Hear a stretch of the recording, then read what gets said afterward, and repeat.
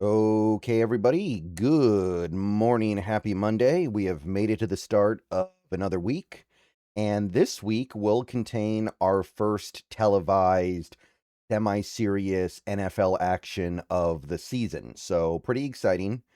I know it's not much, but at least it gives us something to get into here. And then next week, we start to get a wider variety of preseason games, and we're going to work our way up. All right, so a couple of things. First, I believe there is a practice later today, so we will probably get some more information. I'll pass along whatever it is that I hear, but that won't come until probably tonight. And the rules still apply on the Devin Witherspoon and Leonard Williams stuff. That stuff is going to happen at some point, but if it's already happened by now, remember this video gets recorded the night before, so I will get to it when I can. This video is sponsored by Prize Picks. So, yeah, if you're watching this video and you're wondering why I'm talking about stuff that isn't Devin Witherspoon and Leonard Williams, if one of those two guys or both of them have been extended, then I'll get to it when I can. And yeah, we'll definitely.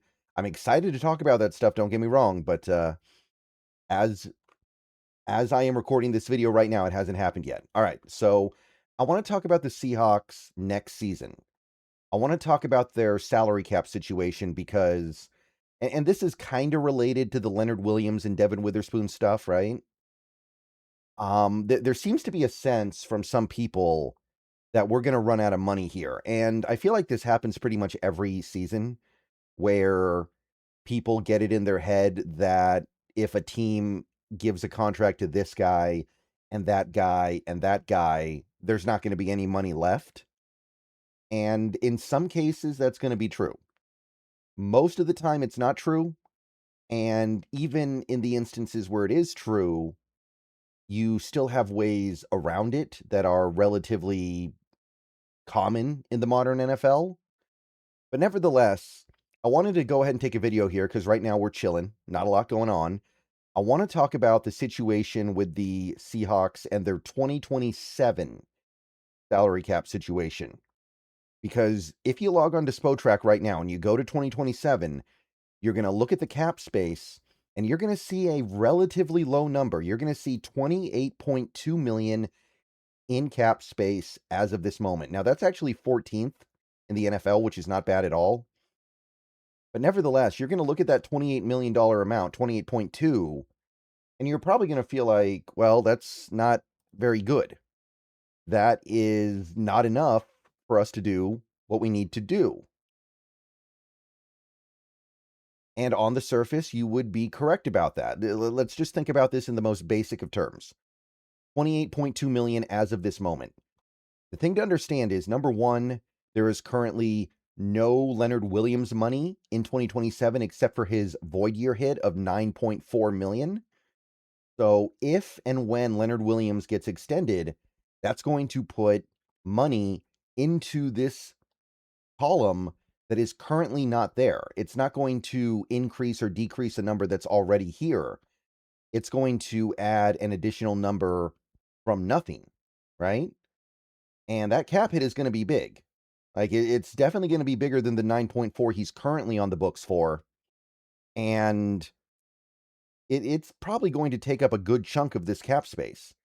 And then you have our draft picks, where we don't know exactly what picks we're going to have yet, but it's going to be probably another 8 figures. So that's kind of all your cap space right there in theory. All right, guys, let's take a quick break here to talk a little bit about Prize Picks, currently the #1 sports pick app in America. The app is very easy to use. Check it out to my left here. You can do player picks, where you just pick more or less on a few player stats and lock in your lineup. Or you can pick teams, where you pick winners, spread, or total on any game or fight.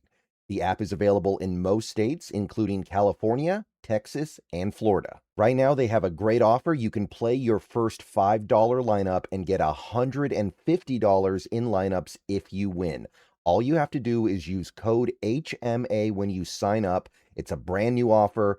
Best time possible to get on the app. So get on over there and get to winning that first lineup. So remember, Prize Picks, code HMA. Download the app today, and remember to always gamble responsibly. Like, it might be optimistic to suggest that a Leonard Williams extension would put in a cap hit of like 20 million in 2027. So that is a pretty significant majority of your cap space. And then the remaining, let's say it's 8.2. And again, we'll be lucky if it's 8.2. That's got to be earmarked for your draft picks. And that may not even be enough. So on the surface, you look at that and you're like, wait a minute. Are we in trouble here? Do we not have enough money to make this work? The answer is no, we do have enough money. Or the answer is we have enough money. And I'll go through this and I'll tell you why. And if you guys have been watching my videos for a while, you probably know what the answer is here, right? You probably already know where this is going. But I want to go through it in detail and specifically rather than generally so you guys understand. Now, the first thing to comprehend is that other than Leonard Williams, there are not a lot of big free agents that the Seahawks have to concern themselves with next offseason, right? Leonard Williams is the big one, and assume he gets taken care of between now and the start of this upcoming season. That wipes that off the board. You've got Jason Myers, who is a kicker, right? Like, he's not going to have some massive first-year cap hit on a new deal. You've got Zach Charbonnet, who I don't think we're going to bring back. You've got, Anthony Bradford, who I don't think we're going to bring back, even if he plays really well this year. I think that's somebody that we view as replaceable. And that's kind of it. Everyone else is a backup, with the exception of Ty Okada, who's a restricted free agent, and Jalen Sundell, who is a exclusive rights free agent. So those guys are going to be very cheap. There's really not a lot here that I'm looking at and going, I got to keep around. And I've made a video talking about that previously. Guys like Uchenna Nwosu, guys like Igbenogany, guys like Emmanuel Wilson. These are guys who are probably just going to go.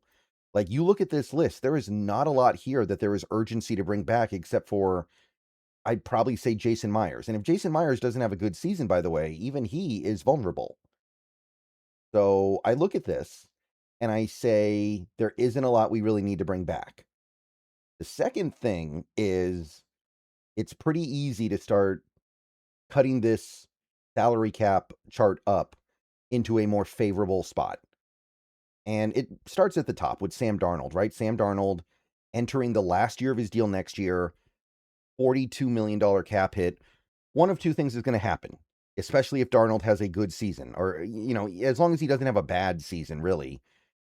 He's not going to play on the last year of his deal.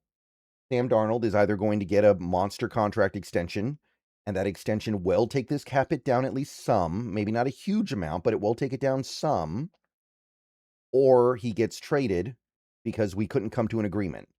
The odds of Sam Darnold playing on the final year of his deal are pretty low.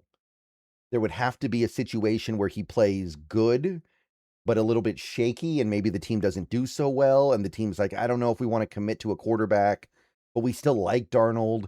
Like, that's the only scenario where Sam Darnold is playing on the final year of that deal. So realistically, this 42 number is going to go down. I don't know how much it'll go down by, but it'll go down some. And then you have the Devin Witherspoon one, which I don't know if this is going to go up or not, up or down. The 21.1 that is currently the fifth-year option. But I think there's a decent chance that number gets taken down, especially if his extension is 4 years. If you give Devin Witherspoon a 4-year extension on top of the 2 years he has left, which is what I think is probably going to happen, then I think that you're going to be able to get this 2027 cap hit down at least 5 or 6 million, maybe even a little bit more if you really want to. You don't have to, but you're going to probably save a little bit of money here. Even if it's just a couple million, then, that is something. But I don't expect this number to stay the same. Cooper Kupp, due 18 million next year, 4 million dead if released. He's gone. He's probably going to retire, but even if he doesn't, there's no way he's coming back in 2027 for 18 million when we can save 14 by letting him go. So that's another thing we don't have to worry about as the Seattle Seahawks. There is no universe where Cup is taking up this percentage of our cap, unless he has a Fountain of Youth season where he wins the Triple Crown again, I guess, right? You've got Julian Love. Julian Love, last year of his deal, do 15 point, call it 15 and a quarter. You know he's not going to be on that, right? Either he's going to get extended and this cap hit will go down a little bit, or he'll be let go. It kind of depends on the season he has. And if he's let go, we save $11 million against the cap. So that's another big chunk of money that is coming out. DeMarcus Lawrence, probably going to retire. If you listen to him talk the other day, he sounded like a guy who almost retired this most recent offseason and made a very tight call to stick around, which probably means he's not coming back next year. So if he retires or if you release him, whatever, that's $10.5 million you save. Ernest Jones going to be entering the last year of his deal, do just under $13 million, only do 2.3 if released. What's probably going to happen if he plays well is he's going to get extended, and the first year cap it'll come down by a few million. It's not going to be huge, not going to be a massive discount, but it's going to save you a little bit. And then you got Jarran Reed. Jarran Reed, you save $8 million if you let him go off the 9.5 million cap hit.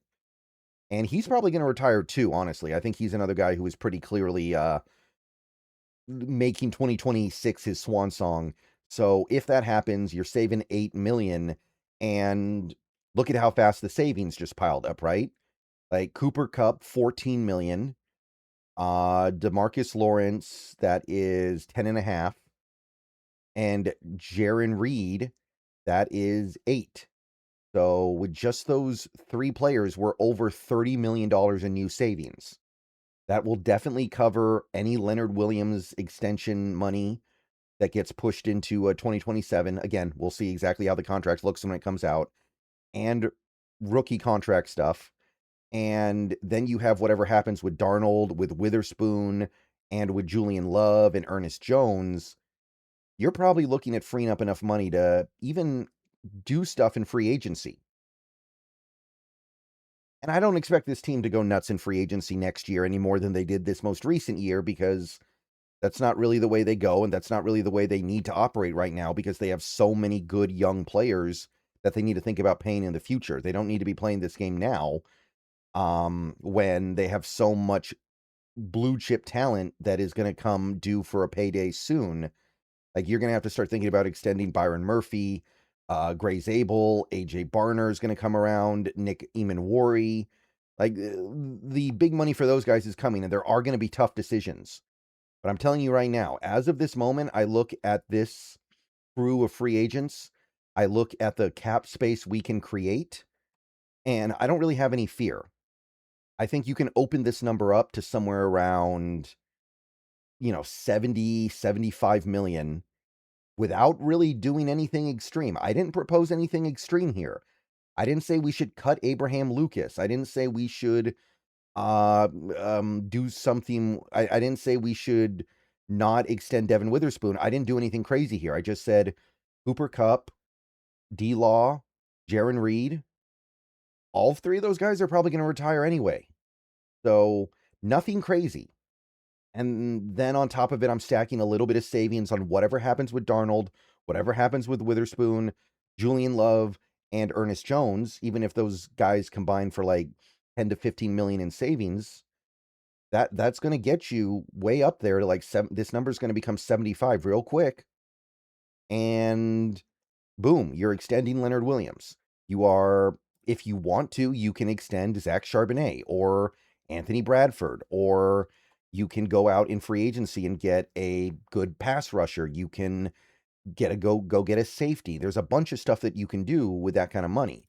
You can sign your rookies with ease, and it's not going to be a problem. So there is going to come a day where the Seahawks have to make some really tough decisions on players that are good because they can't afford them.